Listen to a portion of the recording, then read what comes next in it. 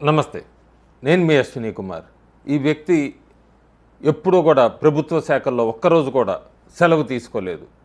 ఈ వ్యక్తి తనకి ఏ బాధ్యతలు అప్పగించినా కూడా దాన్ని పర్ఫెక్ట్‌గా దేశ ప్రజలకి లేదా రాష్ట్ర ప్రజలకి, దేశ ప్రజలకి ఉపయోగపడేట్టుగా పూర్తిగా ఆయన తన పని తాను నిర్వర్తించాడు.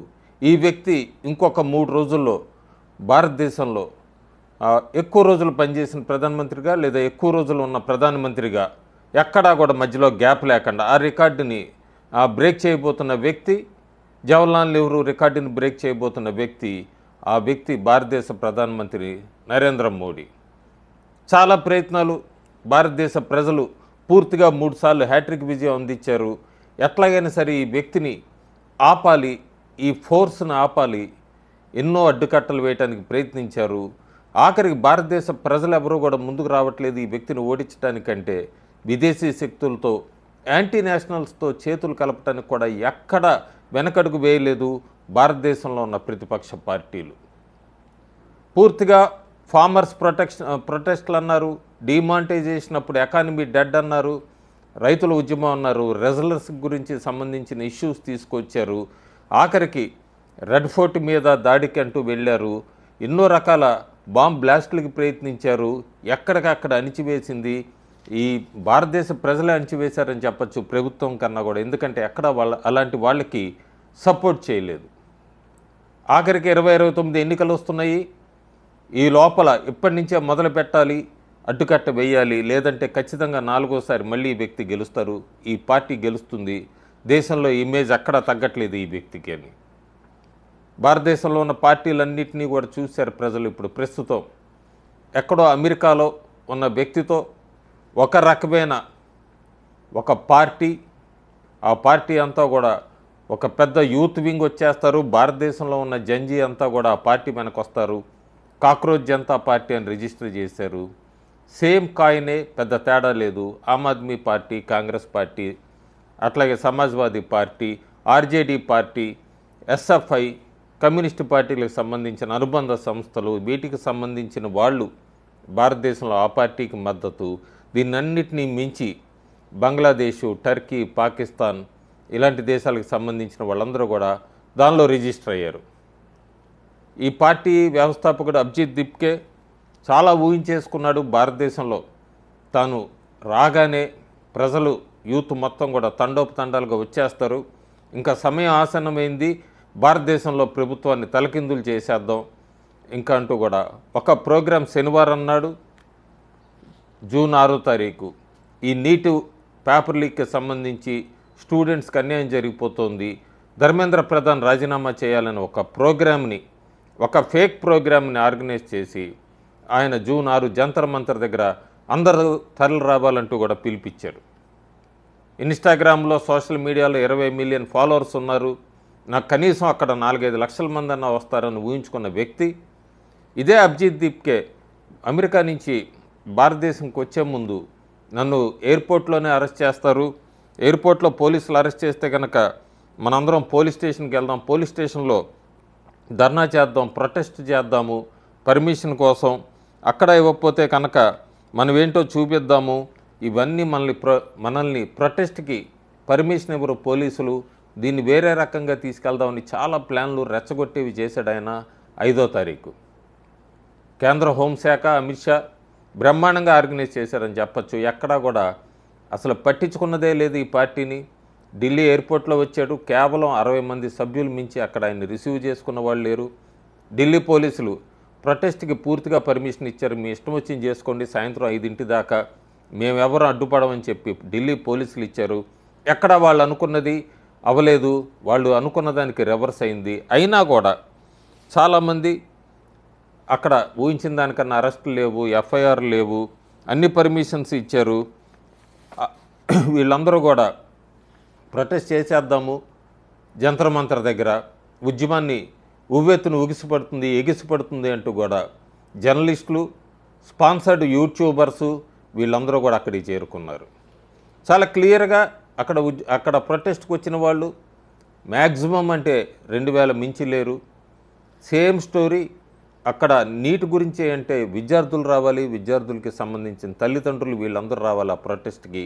కానీ అక్కడ మనం చూస్తే ఒక 2 ఇమేజెస్ పెడతాను, చాలా ఉన్నాయి, చాలా వీడియోస్.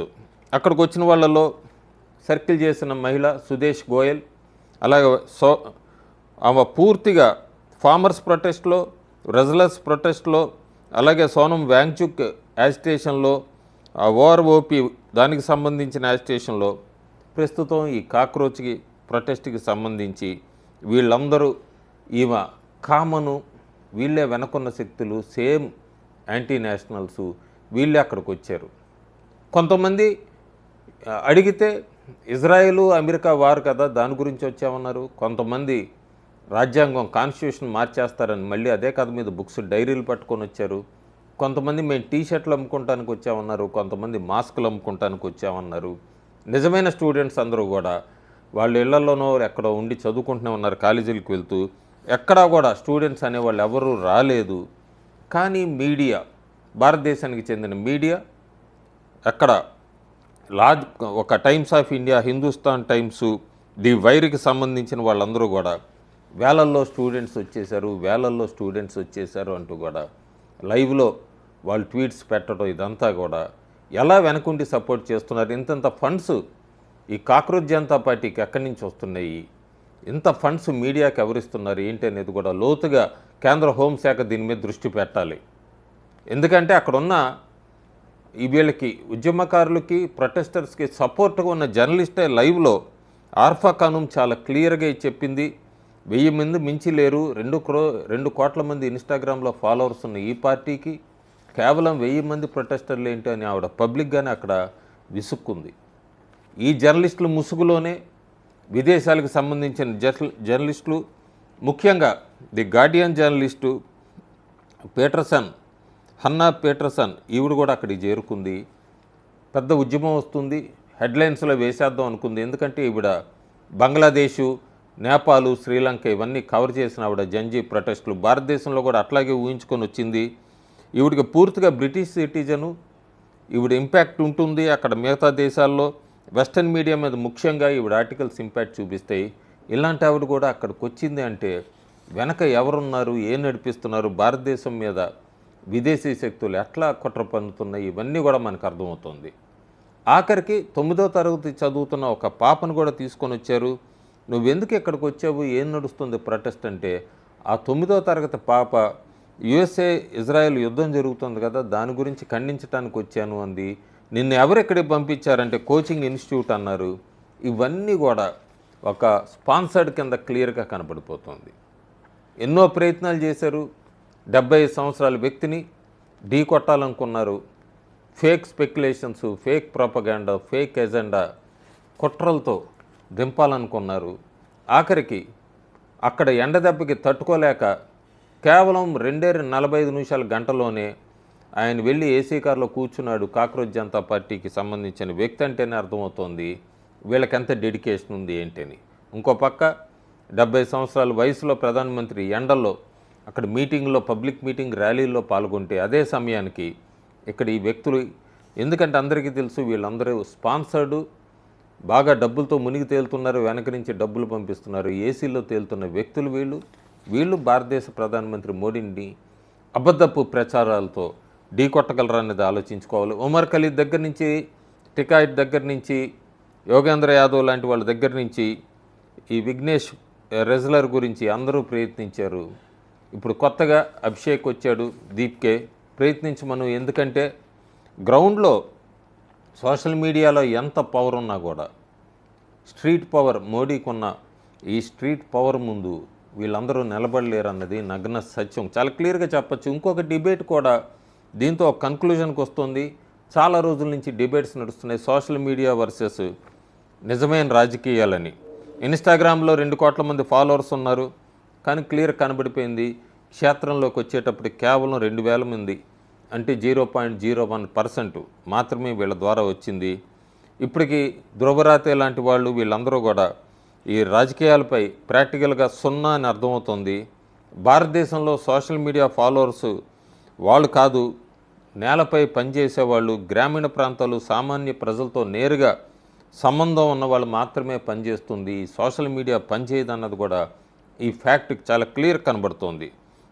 మోడీకి ఆ సంబంధం సహజంగానే ఉంది.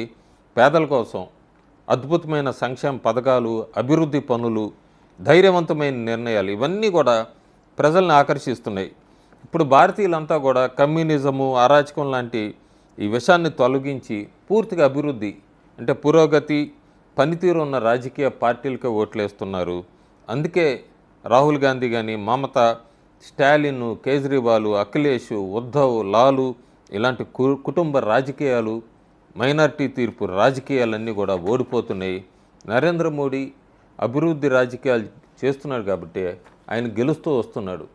అక్కడికి కేవలం 2000 మందే వచ్చారు, ఏరి మీ ఫాలోవర్స్ అందరూ అని ఒక జర్నలిస్ట్ అడిగినప్పుడు మోడీ ప్రభుత్వం పాకిస్తాను, బంగ్లాదేశు, టర్కీ ఈ దేశాలకు సంబంధించిన వాళ్ళకి వీసా ఇవ్వలేదు, గోడీ మీడియా వీళ్ళందరినీ ఆపేసింది, ఇవన్నీ అని చెప్పడం దీని వెనక చాలా క్లియర్గా అర్థమవుతోంది ఎవరు ఉన్నారు, ఒక్క భారతీయుడు కాదు, మొత్తం బయట వాళ్ళే అన్నది. కాక్రోచ్ జనతా పార్టీ గురించి పెద్దగా పట్టించుకోక్కర్లేదు, కానీ కేవలం ఒక సబ్స్క్రైబర్ అడిగారని ఈ వీడియో చేయటమే. ఎక్కడ కూడా దీని ఇంపాక్ట్ ఎక్కడ ఉండదు, దీన్ని ప్రజలు ఎవరు కూడా పట్టించుకోరు. 2 నెలలు మహా అంటూ ఉంటుంది, తర్వాత శాచ్యురేట్ అయిపోయేదే. కాకపోతే ఈ 2 నెలల్లో వీళ్ళు ఎక్కడ దేశంలో విద్వేషాలు రగులుస్తారు అన్నదే మనం జాగ్రత్తగా ఉండాలి. ముఖ్యంగా యూత్ చాలా జాగ్రత్తగా ఉండాలి. Thank you.